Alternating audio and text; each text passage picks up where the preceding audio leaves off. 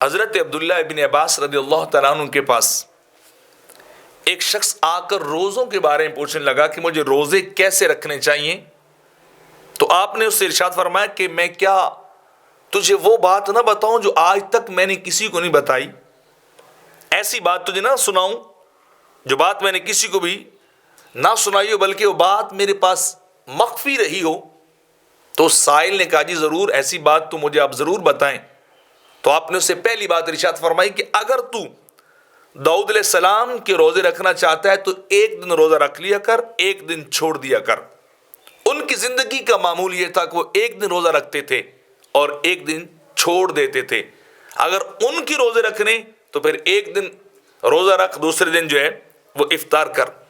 اور اگر ان کے بیٹے سلیمان علیہ السلام کے روزے رکھنا چاہتا ہے، ان کے طریقے پہ چلنا چاہتا ہے، تو پھر یوں کر کے ہر مہینے کے شروع میں، ہر مہینے کے درمیان اور آخر میں تین روزے رکھ.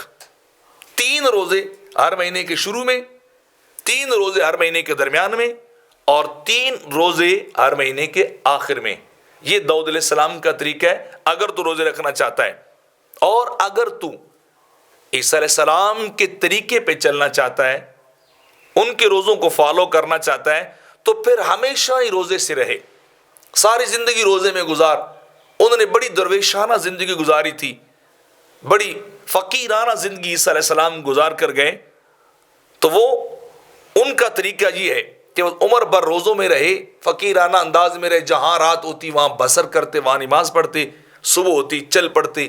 اپنا خانہ بھی آباد نہیں کیا تھا، اپنا گھر بھی انہوں نے نہیں بنایا تھا. تو اگر تو روزے رکھنا چاہتا ہے ان کے، تو پھر تو زندگی بھر روزے رکھنے چاہیے.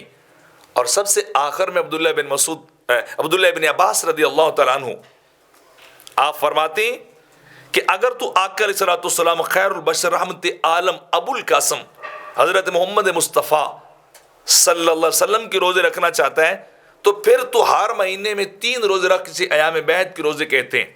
یعنی جب چاند 13ویں پہ ہو، 14ویں پہ ہو اور 15ویں پہ ہو، تو پھر یہ روزے رکھ. یہ طریقہ سید الانبیاء کا ہے کہ وہ ہر مہینے کے روشن ایام میں، وائٹ ڈیز کے اندر روزے رکھتے تھے. اور میرے آقا نے فرمایا جو یہ روزے رکھے گا گویا اس نے عمر بھر روزے رکھے. تو عبداللہ ابن عباس اس سائل سے فرما رہے ہیں کہ میں نے تیرے سامنے مختلف انبیاء کے روزوں کا شیڈیول رکھ دیا ہے، ان کا جدول رکھ دیا ہے. اب تیری مرضی، جس شیڈیول پہ تو عمل کرنا چاہے اسی پہ تیرے لیے آسانیاں پیدا کر دی جائیں گی.